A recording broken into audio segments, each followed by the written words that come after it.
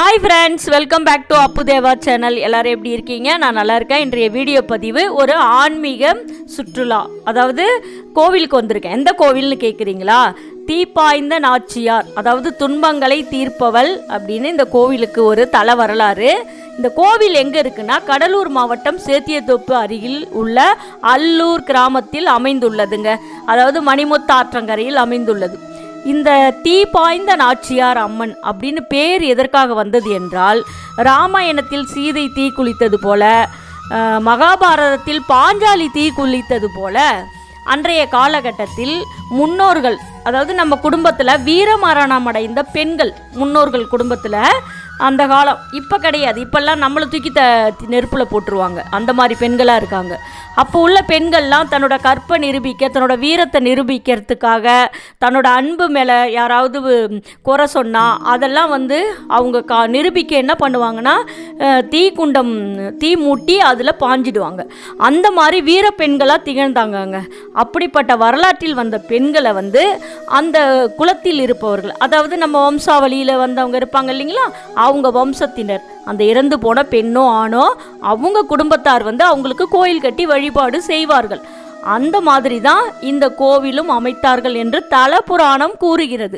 செப்பேடுகளில் அவ்வாறு எழுதி வைத்திருக்கிறார்கள். அதாவது ஒரு வீரர் இருந்தாராம். அந்த போர் வீரர் ஒரு நாள் குதிரையில் போயிட்டு இருக்கக்குள்ள ஒரு சிறுமி காட்டுக்குள்ளே, இது இந்த கோயில் இருந்த இடம் பல 100 ஆண்டுகளுக்கு முன் காடுகளாக இருந்திருக்கின்றது.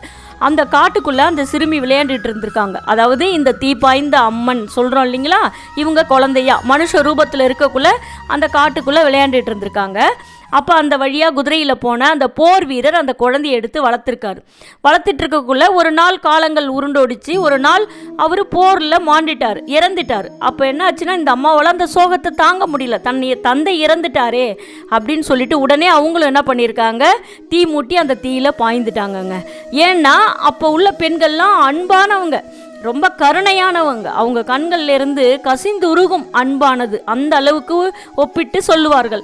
அதுதான் ராமாயணத்தில் சீதையாகட்டும், மகாபாரதத்தில் பாஞ்சாலி தீ குளித்ததாகட்டும் இதற்கு உதாரணமாக சொல்லப்பட்டிருக்கின்றது. அதாவது செப்பேடுகளில் எழுத்துக்களால் எழுதி வைத்திருக்கிறார்கள் அந்த காலத்தில் உள்ளவர்கள். இது வரலாறு தான், நாம் யாரும் பார்த்ததோ நேரில் பார்த்தவர்கள் கிடையாது, நம்ம காலத்தில் வாழ்ந்தவர்களும் அவங்க கிடையாது. ஆனால் இதெல்லாம் செப்பேடுகளில் எழுதியிருக்குன்னு வரலாற்று ஆசிரியர்கள் கூறுகிறார்கள்.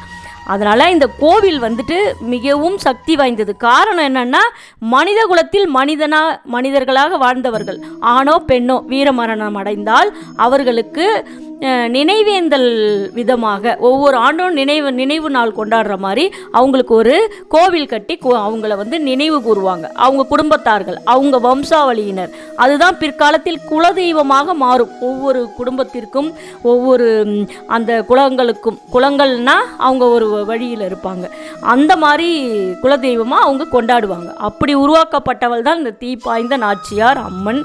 நீங்கள் பார்த்துருப்பீங்க இந்த ஆலயத்தை.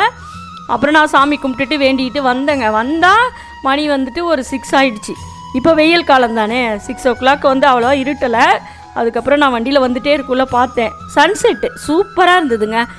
அந்த டைமில் உங்களுக்கு அந்த பௌர்ணமி டைமாக என்னன்னு தெரியல, அவ்வளோ பிரைட்னஸாக இருந்துச்சு அந்த சூரியன்.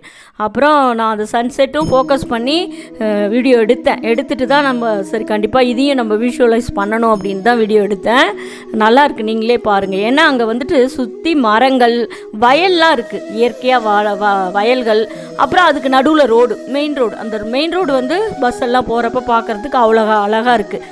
இந்த வயல்லாம் பச்சை பசேர்னு இருக்குது, நல்ல விவசாயம் பண்ணுற இடம். அதனால் பார்த்த உடனே இது கேப்சர் பண்ணணும்னு தோணுச்சு. அதனால் சன்செட்டும் எடுத்துகிட்டு அப்புறம் சாமி கும்பிட்டுட்டு வந்துட்டேங்க. ஒரு தடவை நீங்களும் இந்த கோவிலுக்கு போயிட்டு வாங்க.